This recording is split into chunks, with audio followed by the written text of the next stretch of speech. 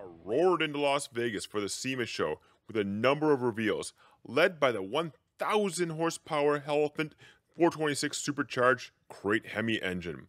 Mopar also unveiled the 1968 Supercharger concept, a classic design reimagined with modern elements from the current Dodge Charger SRT and Dodge Challenger SRT lineup to create a unique package to showcase the Hellephant engine.